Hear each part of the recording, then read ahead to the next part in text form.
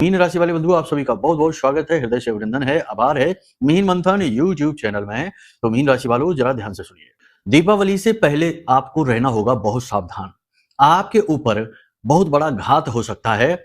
आपके ऊपर जानलेवा हमला जैसा प्रभाव प्रतीत हो सकता है। किसी प्रकार का भयंकर अविचार कर्म आपके ऊपर किया जा सकता है। इस प्रकार की प्रबल संभावनाएं आपके ऊपर बन रही हैं। आपकी राशि के जातकों की ग्रह नक्षत्र अभी कमजोर चल रहे हैं। इसी के साथ साथ कुंडलियों के भी कुछ ऐसे योग हैं जो कि आपकी कुंडली में यदि बन रहे हैं, जिनके बारे में आगे हम बताएंगे, तो भी आपको बहुत सावधान रहने की जरूरत है। इस स्थिति में यह जो समय और काल होता है, जब दीपावली से 7 से 8 दिन पहले का जो समय होता है, इस समय और काल में आपको बहुत ज्यादा सावधान रहना होगा।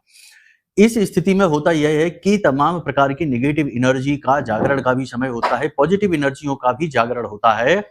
लेकिन ऐसी स्थिति में तंत्र क्रियाएं करने वाले अति सक्रिय हो जाते हैं और आसानी से आप जैसे लोगों का शिकार बनाया जा सकता है। आपको हम बताएंगे एक ऐसे व्यक्ति के बारे में जिसके बारे में आपको जानना बेहद आवश्यक है, क्योंकि ये व्यक्ति आपके ऊपर किसी प्रकार का तांत्रिक हमला कर सकता है। कुछ विशेष संकेत हम आपको बताएंगे जो कि इस बात का प्रमाण होंगे कि आपके ऊपर वह व्यक्ति तंत्र मंत्र कर रहा है।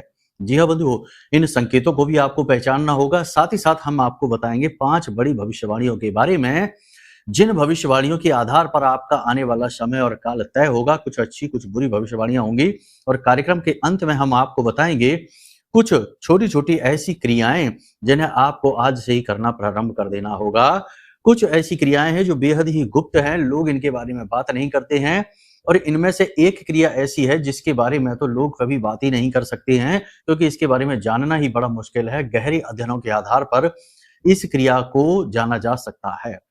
जब इस क्रिया को किसी को कराया जाता है, जैसे हमने एक व्यक्ति हैं अहमदाबाद के हैं, उनको हमने ये क्रिया कराई थी, तो उनके ऊपर करोड़ों रुपए का कर्जा था, लेकिन 4-5 महीनों के अंतराल में ही काफी हद तक स्थितियां ऐसी बनने लगी उनके जीवन में कि कर्जा समाप्त होने की स्थिति में वो आने लगे।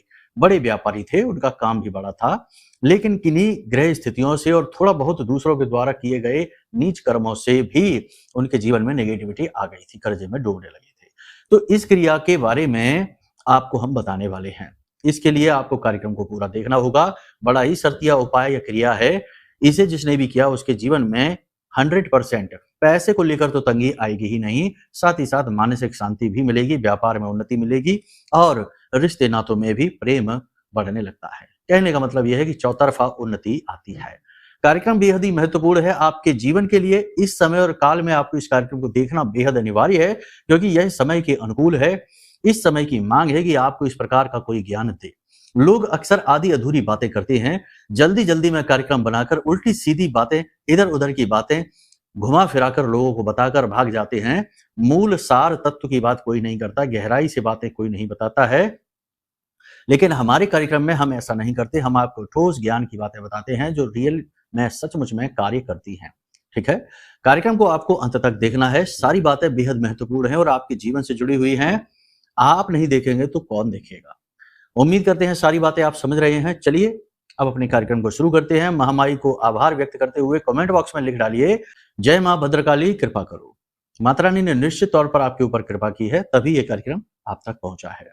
अगर भाव गहरा है तो यह भी लिख देना कि मैं भी माई के परिवार का हिस्सा हूं। माता रानी के परिवार का हिस्सा बनना बड़े सौभाग्य की बात है। आपको वह सौभाग्य प्राप्त हो चुका है। इस अवसर को न जाने देना, जल्दी से लिखिए। चलिए अब अपने मूल विषय को शुरू करते हैं। बात करते हैं 5 बड़ी भविष्यवाणियों की, फिर उसके बाद बात करेंगे उस व्यक्ति के बारे में जो अविचार कर्म क्रिया आपके ऊपर कर रहा है और आपको उसके बारे में जानना अत्यंत आवश्यक है।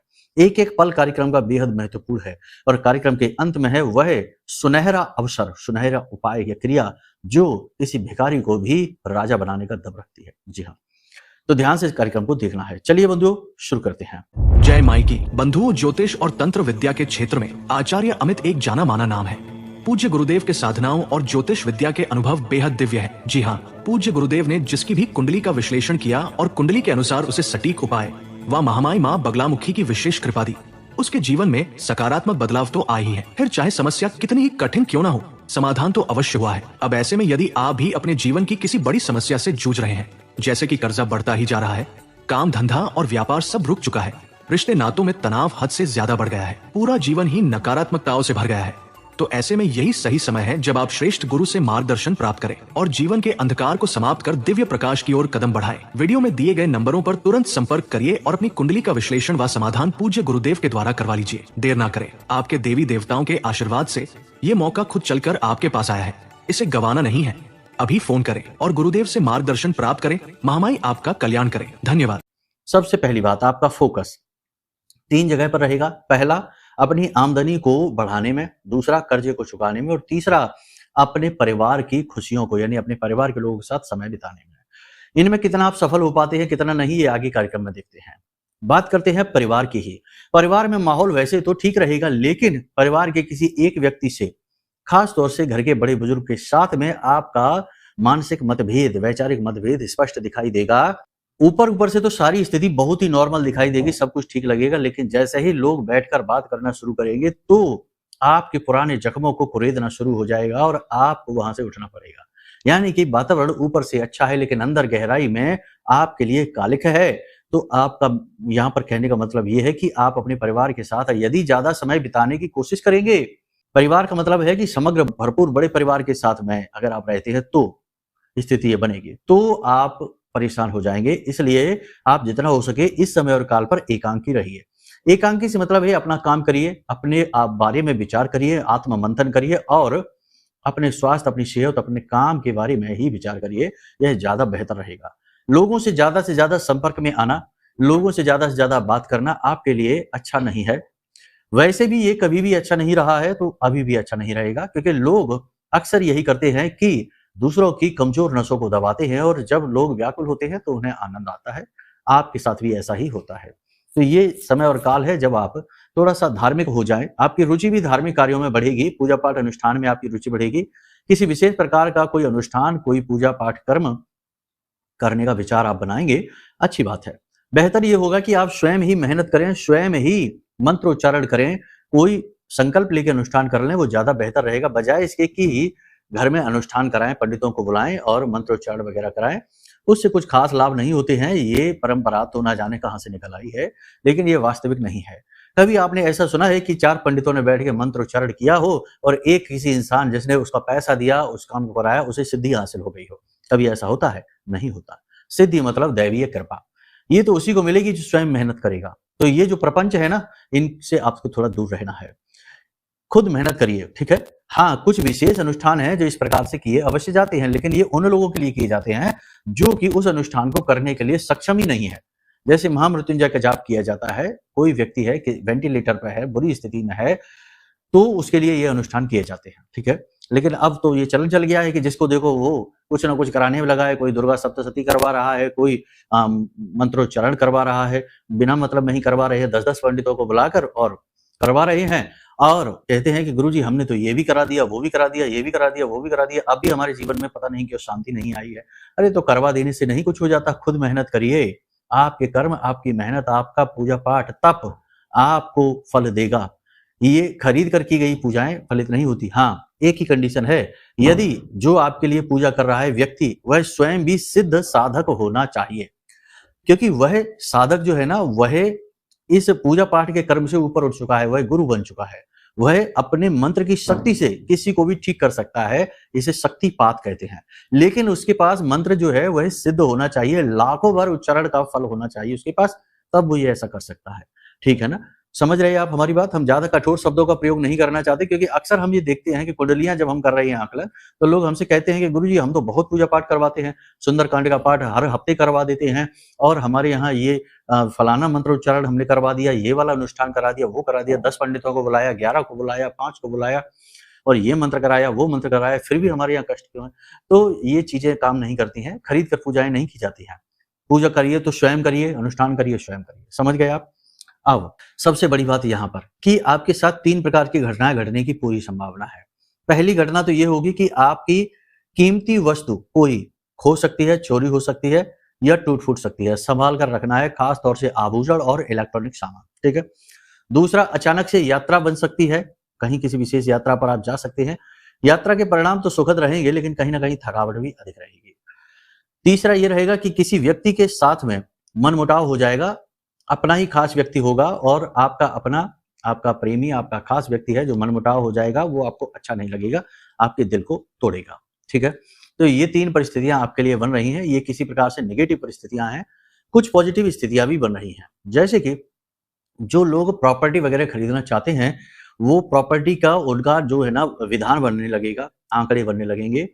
अभी आप प्रॉपर्टी का काम तो कर लें, पैसे का लेन-देन भी कर लें, लेकिन प्रॉपर्टी के जो रियल में जो पूजा-पाठ अनुष्ठान है, मुहूर्त वगैरह है या किसी प्रकार का कोई हस्ताक्षर है, महत्वपूर्ण साइन करने जा रहे हैं, वो सारे काम 2 नवंबर के बाद ही करना, देवउठनी एकादशी के बाद। देने को तो मुहूर्त पंडित जी किसी भी चीज़ का दे देंगे उठाकर, लेकिन नियम ये है कि देवउठनी एकादशी से पहले किसी भी शुभ कार्य का मुहूर्त नहीं होता है, कोई भी मांगलिक कार्य नहीं किया जा सकता है, ठीक है? तो ये चीज़ें भी ध्यान आप रखना। बहुत से लोग हमसे कहते हैं, गुरुजी हम दुकान खोल रहे हैं, हमें मुहूर्त बता दो। तो मुहूर्त नहीं बताते हम, क्योंकि ये समय ठीक नहीं है। चतुर्मास का जो समय होता है, ये किसी भी मांगलिक कार्य के लिए, मुहूर्तगत कार्य के लिए ठीक नहीं होता है। तो हम तो नहीं देते, लेकिन लोग तब भी ले लेते हैं यहाँ से वहाँ से और कर लिया काम, बाद में कहते हैं कि बहुत परेशान हो गए गुरुजी हम। तो ये काम नहीं करने हैं, ठीक है ना? जैसा नियम है, जैसा शास्त्रबद्ध जो नियम है, प्रकरण है, अनुसंधान है, उन्हीं के आधार पर आपको चलना होगा। अब बात करते हैं कि कुछ शुभ घटनाएं और भी हैं आपके जीवन काल में होने वाली हैं, जैसे कि एक विशेष मौका, एक विशेष अवसर आपके जीवन में आ रहा है, जो आपको उन्नति देगा, आपकी परेशानियों से बाहर निकलने में आपकी मदद करेगा। एक ऐसा व्यक्ति आपके जीवन में आएगा जो आपका मददगार साबित होगा, आपकी हेल्प करेगा, बड़ी मदद करेगा, आपको परेशानी से बाहर निकलने में, ठीक है? इसी के साथ-साथ आपको मानसिक तौर पर भी अपनी ऊर्जा बढ़ी हुई महसूस होगी, आंतरिक तौर पर, यानी कि बाहर शरीर तो थका हुआ रहेगा, सुस्त शरीर रहेगा, थकान, काम की अधिकता की वजह से गर्मी बढ़ी हुई रहेगी, लेकिन आंतरिक अंतर्मन में आपकी जो है ना, वो पॉजिटिविटी का चार्ज बढ़ेगा, ऊर्जा बढ़ेगी, आप अपनी तकलीफों से बाहर निकलने के लिए मनोबल इकट्ठा कर पाएँगे, अपने स्वयं गुरु बन पाएँगे, अपने आप को समझाकर आगे बढ़ पाएँगे। ये बहुत अच्छी बात रहेगी। स्वास्थ्य पर आपको ध्यान देने की आवश्यकता रहेगी, स्वास्थ्य आपका खराब हो सकता है, त्वचा पर किसी प्रकार का कोई रोग हो सकता है, पेट में किसी प्रकार से दर्द हो सकता है, दस्त वगैरह भी लग सकते हैं, गले और छाती में इन्फेक्शन हो सकता है, ठीक है? तो थोड़ा-सा संभल कर रहने की आवश्यकता है, वाहन आदि आपको संभल कर चलाने की आवश्यकता है, शनि वक्री चल रही हैं, राहु अति प्रबल हो चुके हैं और आने वाले समय में यानी 17 तारीख को सूर्य देवता नीच के हो रहे हैं और 18 तारीख को गुरु भी नीच के हो रहे हैं और कर्क राशि में जाकर मारक हो जाते हैं। तो कहने का मतलब ये है कि इस समय और काल पर वाहन आपको बहुत संभल कर चलाना होगा और किसी भी शॉर्टकट को नहीं लेना है। अपने काम को बनाने के लिए कोई गलत तरीके को नहीं अपनाना है। जैसे घूस रिश्वत देकर काम कराने की कोशिश आप ना करें, ये ठीक नहीं रहेगा। बच्चों के भविष्य को लेकर आपको चिंता रह सकती है, चिंता सता सकती है, लेकिन चिंता करने की आवश्यकता नहीं है। हो सकता है कि आप बच्चों के मन के भाव को समझ नहीं पा रहे हैं, थोड़ा-सा उनके साथ प्रेम के साथ बात करिए, दोस्तवत व्यवहार करिए और मित्रवत व्यवहार करके उनके मन को समझने की कोशिश करिए। हो सकता है कि आपको जो लग रहा है वैसा है नहीं, ठीक है? आपको अक्सर ऐसा लगेगा कि जैसे आपके ऊपर किसी प्रकार का बंधन कर दिया गया है, आपके काम आप जैसा चाहेंगे वैसा आप कर नहीं पाएँगे, यानी अपनी पूरी शक्ति क्षमता का आप प्रयोग कर नहीं पाएँगे, एक विशेष बंधन आपको महसूस होगा। नकारात्मक ऊर्जा का तेज प्रवाह भी कभी-कभी आपको अचानक घेरेगा, तो अचानक से आपका मन उदास होगा, संघर्षों से थक हार कर बैठने का मन करेगा, कभी-कभी अपनी ज़िंदगी ही बोझिल लगने लगेगी, ज़िंदगी से ही थकावट महसूस होगी और लगेगा कि अब इस ज़िंदगी का समापन ही कर दो, कोई मतलब नहीं है, थक चुके हैं लड़-लड़ के। ये स्थितियाँ आपके जीवन में बन सकती हैं।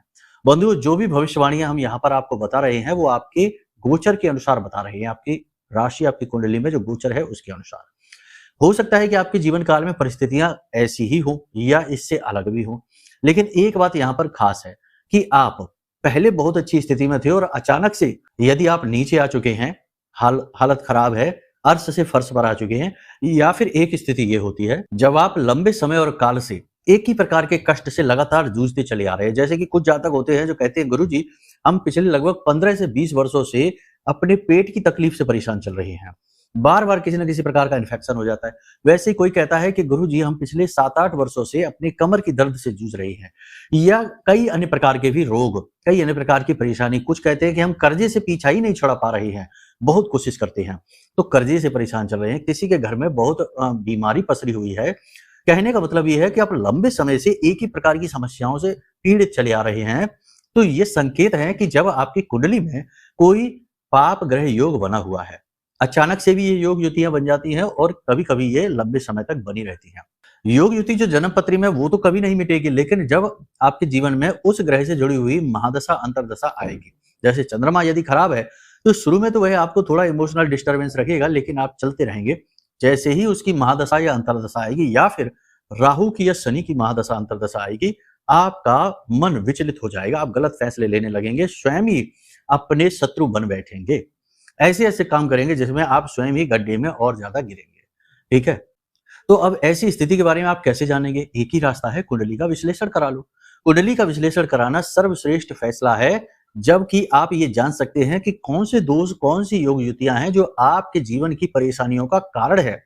और जब आप कारण जान गए तो उपायों के माध्यम से उसका निवारण भी किया जा सकता है। ये बिल्कुल वैसा ही है जैसे कि डॉक्टर के पास हम अपनी मेडिकल रिपोर्ट लेकर जाते हैं और डॉक्टर रिपोर्ट देखकर बीमारी को जांचकर उसके अनुसार उपाय यानी कि दवाई दे देता है और हम ठीक हो जाते हैं। ऐसे ही कुंडली के जो उपाय होते हैं वो बड़ी जल्दी कार्य करते हैं और कुछ ही दिनों में अचानक से जीवन अपनी गति में आ जाता है। तो आपको इस समय और काल पर ये करना है कि अपनी कुंडली का आकलन कराना है। हम जानते हैं कि आप परेशान चल रहे हैं, समस्या आपको घेर कर बैठी है, आप पीछा नहीं छुड़ा पा रहे हैं, तो ये सही समय है, इसमें आप अपनी कुंडली के आकलन का फैसला लीजिए। ठीक है, श्रेष्ठतम कुंडली आकलन हम करके देंगे, उपाय देंगे जो अचूक होंगे। अब तक चूके ही नहीं कभी, तो आप और कैसे चूक जाएंगे? अचूक उपाय दे देंगे, आपका काम बन जाएगा, आपकी जिंदगी दौड़ने लगेगी। ठीक है, तो ये कार्य आपको करना है। दूसरा, अब हम आपको बताते हैं कुछ उपाय और क्रियाएं। देखो, ज्यादातर लोग, ये जो समय और काल है ना, कलयुग का समय है, ये राहु प्रधान समय है।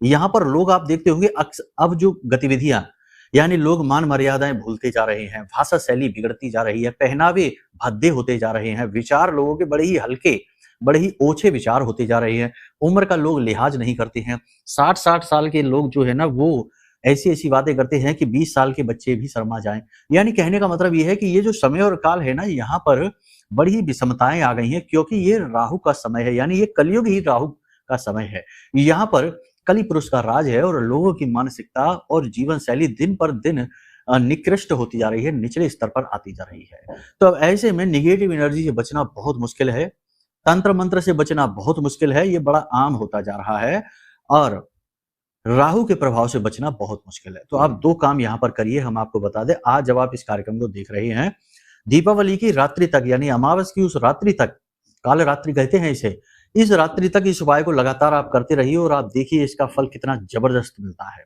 शक्तिशाली है ये। इससे राहु का प्रभाव आपके ऊपर जो नेगेटिव होगा, और होगा ही 100%, कुंडली आप दिखा लो, हम आपको बता देंगे। राहु का जो प्रभाव नेगेटिव है वह समाप्त होने लगे। और राहु का ये ना समझना कि 4 संकेत किसी ने बता दिए तो वही है, राहु के प्रभाव के सैकड़ों संकेत हैं। बहुत तरीके से राहु पीड़ित करता है, कभी कभी तो पता ही नहीं लगता लोगों को कि हम राहु की पीड़ा में हैं और वो राहु से पीड़ित रहते हैं। तो ये उपाय कर लो, कुछ नहीं जाता है, जाता ही क्या है, थोड़ी सी सामग्री है, बस जरा सी मेहनत है। क्या करना है, ध्यान से सुनिए।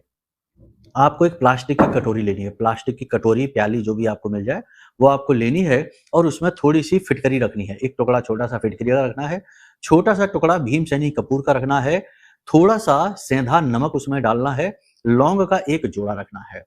इतनी सामग्री को आपको उस कटोरी में, उस प्याली में रखना है। रात्रि को जब आप सोने जाते हैं तो सोते समय अपनी तकिए के नीचे रखकर सोइए। ठीक है, रात्रि के समय जब आप सोने जाते हैं तो सोते समय अपने बिस्तर के नीचे सिरहाने इस कटोरी को रखकर आप सोइए। आप जब रखकर सोएंगे तो आपको नींद बहुत अच्छी आएगी, आपको बहुत हल्कापन महसूस होगा। दूसरे दिन जब आप सोकर जागेंगे तो सिर पर से ये लगेगा जैसे बोझ उतर गया है, मन हल्का हो गया है, काम की गति अच्छी हो जाएगी, विचार अच्छे हो जाएंगे, भाषा शैली बड़ी ही भद्र हो जाएगी। ठीक है, कहने का मतलब यह है कि राहु आपका अनुकूल होने लग जाएगा। ठीक है, पहला ये कार्य आप कर लीजिए। दूसरा कार्य ये करिए कि कच्चा कोयला अपने वजन के दशांश या एकांश ले लीजिए। दशांश लेंगे तो ज्यादा बेहतर है। कच्चा कोयला पत्थर वाला जो होता है, बाजार जाइए, मान लो आपका वजन 70 किलो है तो 7 किलो कोयला लेना है, ना इससे कम ना इससे ज्यादा, और इसे प्लास्टिक के थैले में भरना है और इस कोयले को अपने सिर से 7 बार उसारना है। ठीक है ना, एंटी क्लॉकवाइज उसारेंगे क्योंकि हम राहु को उतार रहे हैं। तो एंटी क्लॉकवाइज 7 बार उसारना है, सिर के ऊपर से घुमाना है, और उसके बाद ले जाकर इसे किसी बहते हुए जल में उड़ेल देना है। पूरी थैली को नहीं पटक देना, उसे उड़ेल देना यानी खाली कर देना है, और उस थैली को भी उसमें फेंक देना है। इन 2 क्रियाओं को आप करके देखिए, आपका जो बिगड़ा हुआ काम है वो बनने लग जाएगा। बहुत जीवन में गति अच्छी से आ जाएगी। ठीक है, ये काम आप कर लीजिए। अब हम आपको बताते हैं कि कुछ ऐसे उपाय, ये वाला एक जो उपाय है ना, जो हमने वो अहमदाबाद वाले व्यक्ति को बताया था, कर्जा बहुत बढ़ गया था उनके लिए, ये उपाय आप करके देखिए, ये बहुत शक्तिशाली उपाय है। इसके लिए आपको क्या करना है, आपकी जो खानदानी जमीन है, आपकी जो पुरखे पूर्वजों की जो जमीन है ना, उस जमीन से मिट्टी लीजिए। जो आपने खरीदी है वो भी चलेगी, लेकिन जितनी पुरानी हो, आपकी पीढ़ियों, जो 2, 4, 5, 10 पीढ़ी पुरानी जो जमीन हो, खेत हो, वहां से थोड़ी सी मिट्टी लीजिए। अगर उस खेत में, उस जगह पर कोई जल का स्रोत है, जैसे पुरखे पूर्वज बोर करा रखा है, आपने ही कराया हो, चलो चलेगा, लेकिन उस जगह जमीन से जो जल निकलता है अंदर से, उसमें से थोड़ा सा जल लीजिए। उस खेती से, उस खेत में से जो फसल पैदा होती है, उस फसल को लीजिए, यानी गेहूं पैदा होता है, चावल पैदा, जो भी कुछ पैदा होता है, थोड़ा सा एक मुट्ठी वो लीजिए। और अपनी आज की कमाई, यानी आप जो कमाते हैं पैसे, उसमें से 100-200 रुपए की धनराशि लीजिए और अपनी कमाई से ही काले रंग का एक वस्त्र लीजिए। ठीक है, इतनी सारी चीजें आपने लेनी है। अब ये आपको लेकर जाना है मंदिर में, आपके आसपास कोई मंदिर हो वहां लेकर जानी है। जो मिट्टी आपने ली थी, उस मिट्टी को आप उस हवन कुंड में, हर मंदिर में एक हवन कुंड होता है, हवन कुंड में उस मिट्टी का लेपन कर दीजिए। ठीक है ना, जो जल आप लेकर गए थे, वो जल भगवान को समर्पित कर दीजिए। ठीक है, जो अन्न आप लेकर गए थे, वो मंदिर में दान कर दीजिए। यदि मंदिर में कोई दान लेने से मना कर देता है, तो उस अन्न को आप मंदिर के बाहर, जैसे जो कोई ऐसा खुला स्थान हो जहां चिड़िया पक्षी वगैरह आते हो, वहां पर डाल दीजिए, बिखेर दीजिए। ठीक है, इसी के साथ साथ जो वस्त्र आप लेकर गए हैं, वो मंदिर के बाहर बैठे हुए किसी भिखारी को अपने सिर से लगाकर दे दीजिए। ठीक है, और उसी भिखारी को आप पैसे दे दीजिए। अगर वह भिखारी एक आंख वाला है या फिर अपाहिज है, तो उसे देंगे तो और ज्यादा फलित होगा। इस क्रिया को आप एक बार अवश्य करिए। इस क्रिया को करते ही अगले ही दिन से आपके जीवन में चमत्कारी ढंग से परिवर्तन आएंगे।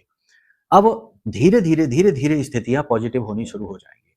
खास तौर से कर्जा। अब आप देखो, ध्यान से समझो, कर्जा क्यों बढ़ता है इंसान के ऊपर। अब ये क्रिया जो हमने की है, इसका क्या मतलब है, ये समझिए। आपके ऊपर कर्जा क्यों बढ़ता है, या कोई विपत्ति परेशानी क्यों आती है, और भयानक से भयानक रोग, घाटे, परेशानी, तकलीफ क्यों आती है, जब आपके पितृ आपसे संतुष्ट नहीं है। इसे ही पितृ दोष कहते हैं। पितृ आपको परेशान नहीं कर रहे, बस उनका सुरक्षा घेरा हट गया है, क्योंकि वो संतुष्ट नहीं है, वो तृप्त नहीं है। तो आपने ये जो क्रिया की है, इस क्रिया से आपके पितृ पूर्वज तृप्त हो जाते हैं। साथ ही साथ निगेटिविटी जो ग्रहों से आ रही है, और सबसे ज्यादा निगेटिविटी किससे आती है, राहु से और शनि से, तो ये निगेटिविटी भी समाप्त हो जाती है जब आप काले कपड़े को दान करते हैं और धन का दान करते हैं भिखारी को। जब आप अपनी जमीन की, यानी अपने पुरखे पूर्वजों की जमीन से मिट्टी लाकर और हवन कुंड में लगा देते हैं, तो वह मिट्टी हवन कुंड में जाकर पवित्र हो जाती है, यानी पुरखे पूर्वजों को तुरंत मुक्ति प्राप्त होती है, तुरंत उन्हें असीम शांति का अनुभव होता है। जब आप जल भगवान को समर्पित करते हैं, जैसे शिवलिंग पर जल चढ़ा दिया, या हनुमान जी के मंदिर में जाकर उन्हें आचमनी से जल समर्पित कर दिया, उनके चरणों में जल डाल दिया, तो इससे आपको जल देवता यानी कि चंद्रमा अनुकूल हो जाता है, और आपके पुरखे पूर्वजों को वह जल बल प्रदान कर देता है। हमने पहले ही आपसे कहा था कि पितरों को बल जल से सबसे अधिक प्राप्त होता है, तभी तो तर्पण किया जाता है। कुल मिलाकर ये क्रिया ऐसी क्रिया है जो चहुमुखी आपको सुरक्षा प्रदान करती है, साथ ही साथ ग्रहों को अनुकूल करके आपके जीवन में जो बाधा है उसे समाप्त करती है। इस क्रिया को आप एक बार अवश्य करके देखना, और फिर इसके परिणाम क्या आते हैं आप हमें बताना। अब कुछ बातें हैं विशेष जो ध्यान रख लो। पहली चीज ये कि अगर आपके मन में भाव नहीं है, आप लालच से जाते हैं, आप डाउट लेकर जाते हैं, तो आप समझो कि अगर आप मन में शंकाएं लेकर जाते हैं, तो फिर तो डॉक्टर की दवाई भी नहीं काम करती।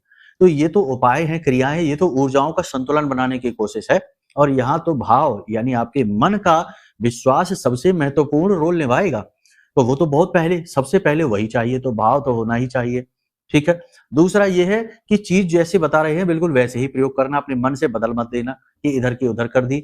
ऐसे बार बार वीडियो को देख लो, समझ लो। ठीक है, तीसरा सबसे महत्वपूर्ण कि जो गुरु उपाय को बताते हैं, उन गुरु का सम्मान करना। देखो, हम ये नहीं कहते आप हमारा सम्मान करो, ना करो हमारा सम्मान, लेकिन कम से कम माता रानी ने इस पद पर बिठाया कि हम आपको कुछ बता रहे हैं, आप हमारी बात सुन रहे हैं, तो इस नाते कुछ समय के लिए ही सही हम आपके क्षणिक गुरु तो बन ही जाते हैं। तो उस पद का मान अवश्य रखना। गुरु को ब्रह्मा विष्णु महेश के समान माना गया है, लेकिन कुछ लोगों की भाषा शैली हम कमेंट बॉक्स में देखते हैं इतनी अभद्र है कि मन खराब हो जाता है। अब हम अपने लिए नहीं कहते कि हमें तो आप कुछ भी कहिए, लेकिन मन खराब इसलिए हो जाता है कि उन पर दया आती है कि किस स्तर की मानसिकता लेकर वो जी रहे हैं और न जाने कितने जन्म और लेने होंगे तब वे मानव के उस भाव को प्राप्त हो पाएंगे। मानव योनि तो मिल गई, मानव शरीर तो मिल गया, लेकिन पशु का स्वभाव जो है वो अभी नहीं गया। उस पशुवत स्वभाव से दूरी बनाने में और मानववत स्वभाव को ग्रहण करने में 10 जन्म और लग जाएंगे।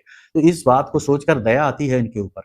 तो कम से कम जिस गुरु से ज्ञान हासिल कर रहे हैं, जिसकी बात मान रहे हैं, उसके लिए मन में भाव अवश्य होना चाहिए। यदि ये चीजें आपके पास नहीं है तो हमारे कार्यक्रम देखना बंद कर दो, हमारी बातें सुनना बंद कर दो। जो 2 मिनट में आपको करोड़पति बनाए उसी के पास जाएंगे। ठीक है, कहने का मतलब ये है कि भाव सबसे महत्वपूर्ण है, तभी उपाय फलित होंगे, तभी बातें फलित होती हैं। हजारों लाखों लोग हमारी बातों से लाभ प्राप्त कर चुके हैं, लेकिन उन लोगों में अच्छी बात यह थी कि उनमें भाव था।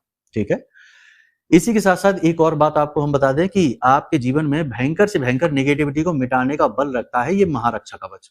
ये महारक्षा कवच हमने आपके लिए बनाया है, आपकी दुख तकलीफों को दूर करने के लिए। हमारी साधना बल से निर्मित है और महामाई के विशेष स्तंभन मंत्र से जागृत है, अभिमंत्रित है। ये महारक्षा कवच आपका कायाकल्प कर सकता है, आपके जीवन को बदल सकता है। तो आप चाहें तो इसे भी ऑर्डर कर सकते हैं। कुंडली का विश्लेषण भी कराएं, इसे भी ऑर्डर करें और आप देखें कि कैसे जीवन तुरंत बदलेगा, अचानक से जीवन में गति आएगी। ठीक है, बाकी आज के इस कार्यक्रम को यहीं विराम देते हैं। कोई प्रश्न मन में उठे, कुछ भी जानना हो तो नंबर वीडियो में दिए गए हैं, इन नंबरों पर फोन करिए, सारी जानकारी आपको प्राप्त हो जाएगी। चलिए माई के लिए भाव प्रकट करिए, प्रेम से बोलिए जय माई की, जय मां बगलामुखी। हमारे प्रिय और परम पूज्य आचार्य जी ने अपनी साधनाओं के अनुभवों पर आधारित शक्तिशाली उपाय और क्रियाओं के माध्यम से हजारों लोगों के जीवन को पूरी तरह से बदला है। आचार्य जी के द्वारा बताया गया हर एक उपाय इतना सटीक और कारगर होता है कि जो भी इसे पूरे भाव के साथ कर लेता है उसे साक्षात महामाई की कृपा और आशीर्वाद प्राप्त हो जाती है।